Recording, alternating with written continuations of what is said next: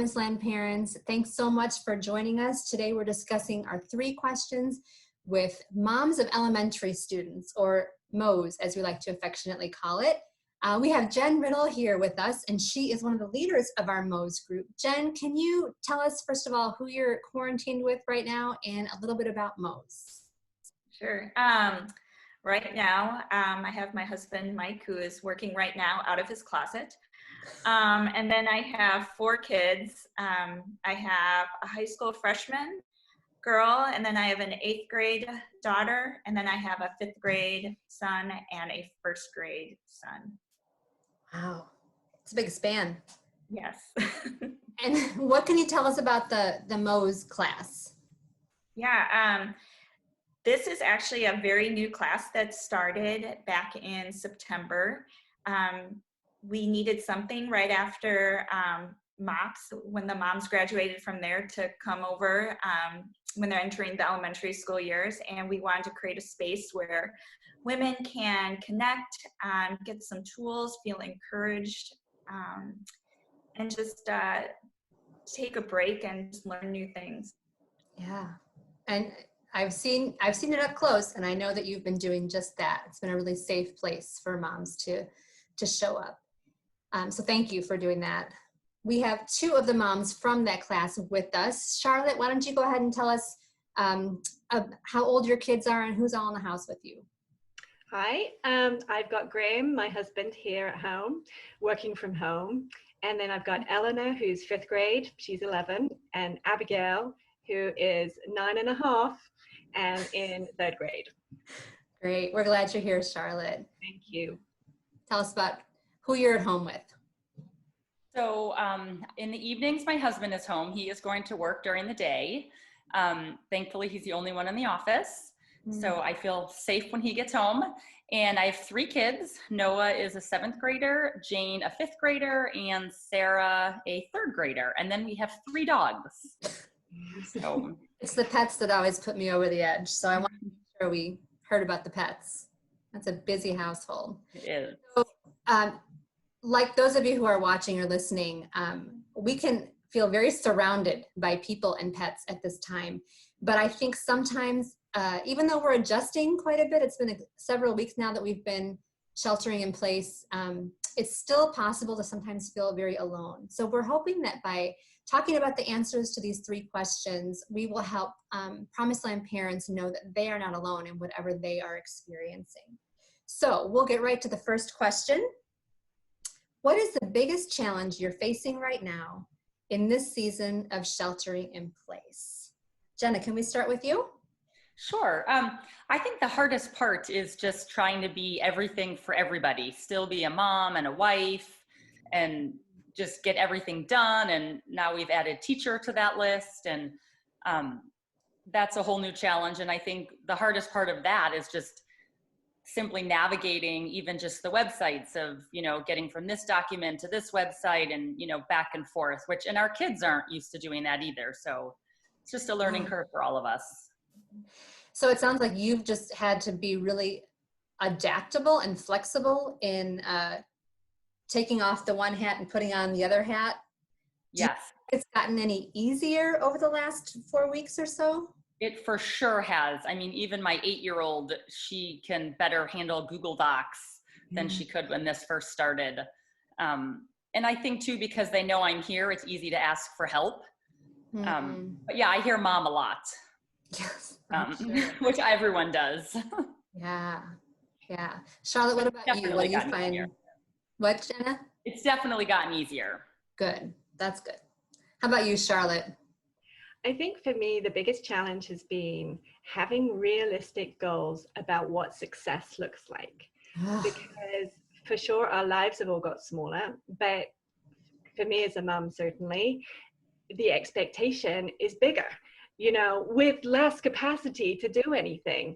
And it's been really easy for me to feel like, oh, I should be able to be super mom in this situation and still achieve this and that. And I've had to get to the place where I go, actually, I'm obeying the rules each day and keeping the world a little bit safer. And I did that, and that is a huge check. And I fed my kids and I told them I loved them. Check. And everything else, that's a lower priority than it was. And just that, you know, just getting to that point has taken me a few weeks. So that's been a challenge. Yeah. So it sounds like you've had to adjust your expectations. How often would you say you're having to reframe the concept of the should versus the what do I need to do really in this day? I think I just had to shift everything down into less important. So, you know, when life is good, we have the must do today, you know, urgent must do today, would like to do today, or extra would be bonus. You know, now must do today, social distancing, feed my kids. That's it. Would be nice to do today, get the schoolwork done. But I'm not going to be under the same pressure because it just shifted down.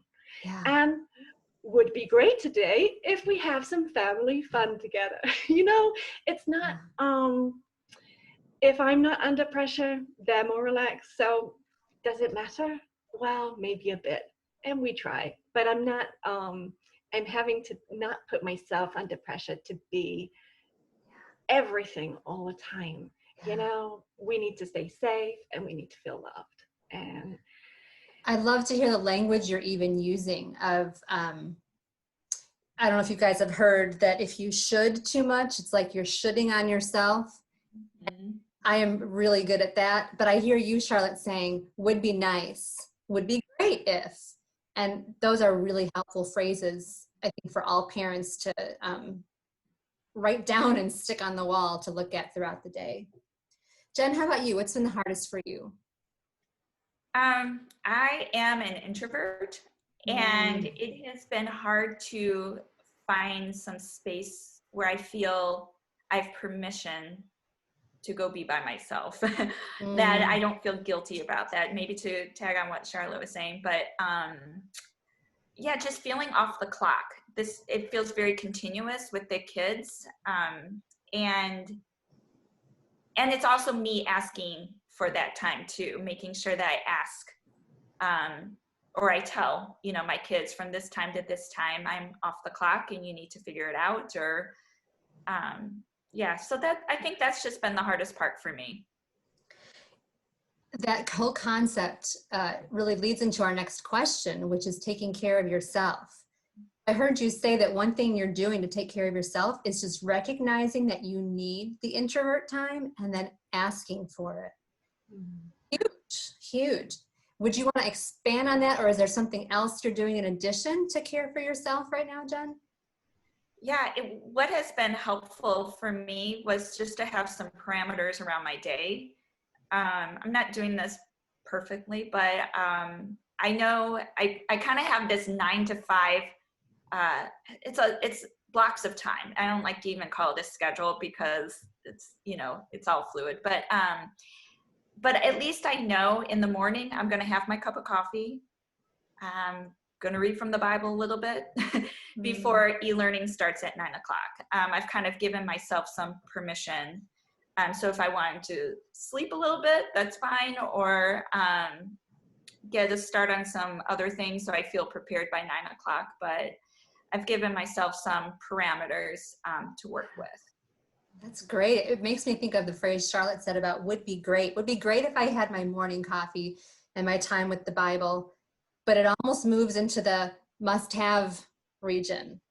Like, this is what I must have, if at all possible, to help me be my best so that I can then move through the rest of my day with everybody and everything. Yeah. Jenna, how about you? What's one way you're taking care of yourself? I am an extrovert, so I need like some face-to-face time with some friends. So we have 3 dogs, so it's easy to grab a dog and head out for a walk. So I've been doing that every day. And now that the weather's getting a little nicer, you do see people outside. So even if I get to just stop and talk to someone for 5 minutes, 10 minutes, whatever it is, that just gives me that little boost and fills me up, and I can, you know, make it through the rest of the day. Yeah. So just to have, I mean, I guess that's a little bit of my own time, but then I get to see other people, which helps. Yeah. As you're answering, I'm thinking about my conversation that I had with the moms of preschoolers. They're probably not as able to just pop outside with one of the dogs and, have that conversation with neighbors. So that is a really special thing that moms of elementary kids and older can take advantage of. And I think that you're able to get your extrovert needs met too. Yes. Even just for my husband and I to be able to go out, we can leave the kids at home and we can get a little time together, which is nice. That's great. Charlotte, what's one way you're taking care of yourself right now? Oh, very similar to Jen, actually. I'm not able to tell my kids, you have to go away now, because they don't. That's like a little magnetic, oh, we need to annoy mom right now thing. But I'm finding that if I give them the time that they want most, sometime between 12 and 3, for an hour. So it might be that they have their iPad time then, or their TV time then, and they have it at the same time. That actually gives me a coordinated hour.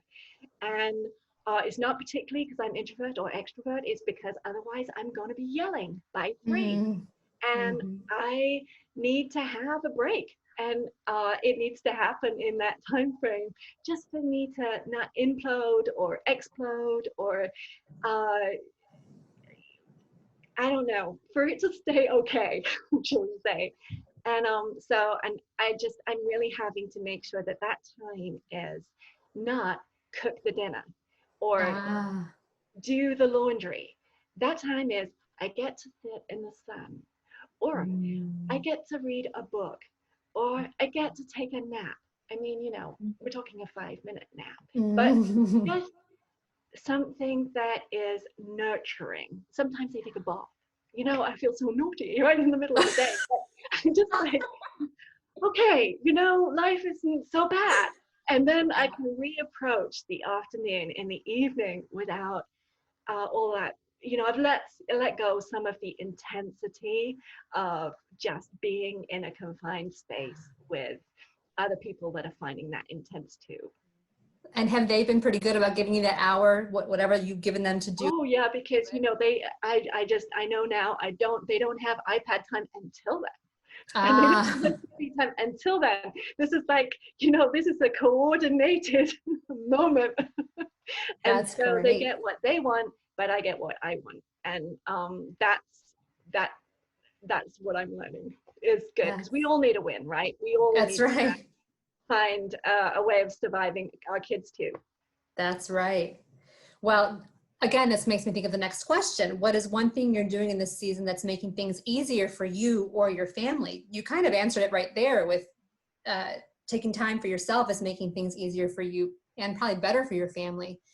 Jenna, do you have anything that you want to share for that question? All I could, can think of quickly is that when this whole e-learning thing started, our first day was really stressful. And I just remember thinking, we're going to all have memories of this time. And I really want my kids' memory to be a good memory. So when things start to get a little stressful, we just take a step back. And my 8-year-old adores her older sister. She dragged her mattress to her bedroom. So they're sleeping together every night. It's a little chaotic, but if that's the memory that they have of this time together, then that's okay. So just try to keep things a little special during this time.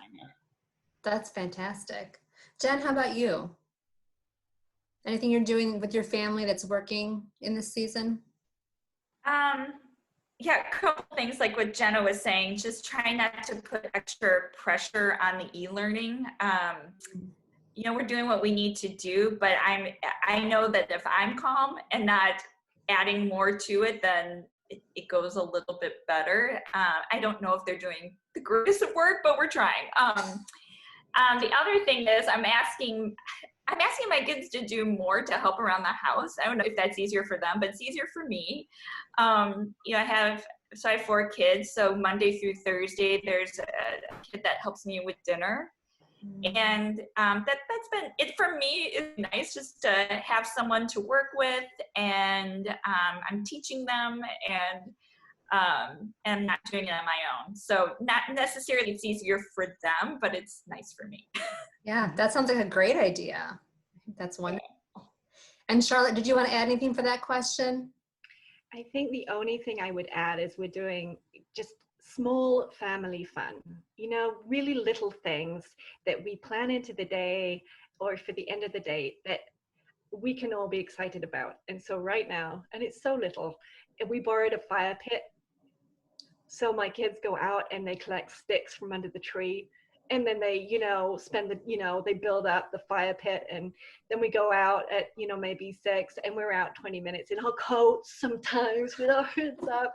But, and we have, you know, we toast marshmallows, and it's no biggie, but they get excited through the day to just go, okay, well, we'll have a fire pit. Is it a fire pit evening? And, you know, can we do that? And certainly we never did it before. And it's just, you know, really 15 minutes of time together in a different space. Mm-hmm.